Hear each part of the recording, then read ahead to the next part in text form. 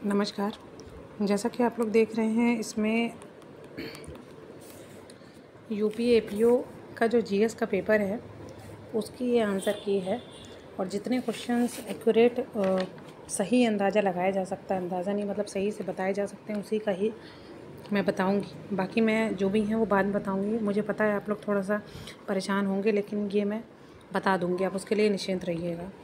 तो देखिए, सबसे पहला है हेडलाइन मुद्रास्फीति किस पर आधारित है। तो ये आपका डी ऑप्शन होगा, उपभोक्ता मूल्य सूचकांक पर होती है। ठीक है। फिर उसके बाद जो आपका सेकंड क्वेश्चन है, पंजाब के रोहतास दुर्ग का निर्माणकर्ता कौन था। तो शेरशाह सूरी था। ठीक है।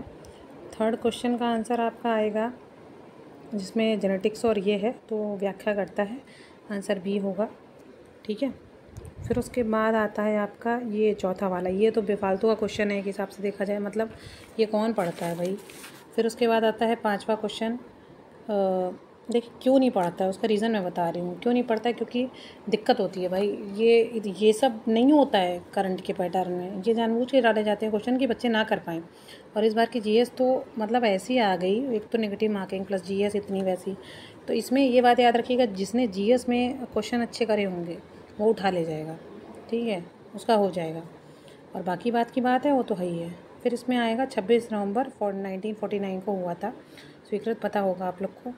फिर इसमें श्रावस्ती वाला है। फिर नेक्स्ट वन आता है आपका इंडीज़। ठीक है, इंडीज़ सबसे लंबी है।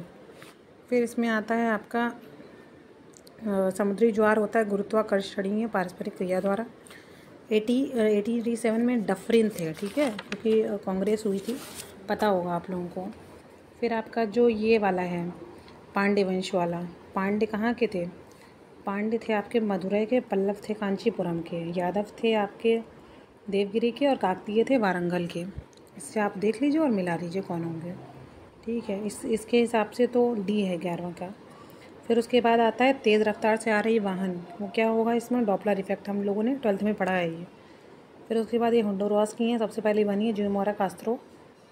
फिर उसके बाद आता है इसमें देखिए लाला हरदयाल और गुरुदत्त दोनों देखे जाते हैं। ठीक है, अब ये क्या आंसर मानते हैं ये देखना है। वैसे लाला हरदयाल काफ़ी लोग बता रहे हैं, मान रहे हैं, लेकिन मेरे हिसाब से तो दोनों हैं। 15 का बेंगुला होगा क्योंकि ये अटलांटिक की है। फिर इसके बाद आपका आता है मॉन्टेग्यू टोम्स और डायर्की का।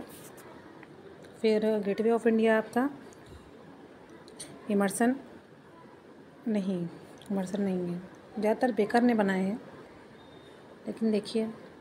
और उसके बाद आता है आपका मानवाधिकार आयोग, एक सांविधिक निकाय है। ठीक है, 2 अक्टूबर को नहीं हुआ था। फिर अंबेडकर वाले में दोनों सही हैं, डी होगा, जिसके में डी दिया है, जो भी दिया आप अपने हिसाब से लगा लीजिएगा। फेदोमीटर सागर की गहराई को नापता है। 21 में नगरीकरण वाला जो है उसमें डी होगा। फालतू मैं टाइम नहीं वेस्ट करूँगी, क्योंकि पढ़ के टाइम वेस्ट होगा, क्या मतलब है। फिर इसके बाद 23 का आपका ये होगा 7th अनुसूची बीमा वाला। और 24 का देखिए 89 वाला है या फिर 98 वाला, ये देख लीजिएगा एक बार, क्योंकि थोड़ा सा इसमें मुझे जो लगता है वो 89, क्योंकि राज्यसभा के सभापति कौन होते हैं, उपराष्ट्रपति होते हैं। उपराष्ट्रपति का पद कहाँ दिया होता है बताइए, तो ये कहाँ से आया है। फिर इसमें देखिए 25 में पेडोलॉजी और इसका अध्ययन मिट्टी का है। ठीक है। फिर इसके बाद है कीव, कहाँ से है, कीव है आपकी नीपर से। ठीक। 27 में इसमें पुष्यमित्र शुंग ने हत्या की थी ना। और इसमें क्या होगा 1 और 2। फिर रणजीत सिंह वाले में, मराठा वाले में दोनों। फिर उसके बाद आता है आपका टिम्बकटू, आप नाइजर से अगर जोड़ते हैं तो आपको सीधा सीधा आंसर मिल जाता है। ठीक है। फिर उसके बाद 12वीं सीनियर किसने जीती थी, हरियाणा ने जीती है। नॉर्मन ई बोरलॉग हरित क्रांति के हैं। ठीक है, अगर इंडिया में बात करेंगे तो स्वामीनाथन है, ओवरऑल देखेंगे तो वही है जो मैं बता रही हूँ। फिर उसके बाद है गांधी वर्सेस लेनिन, डांगे जी हैं।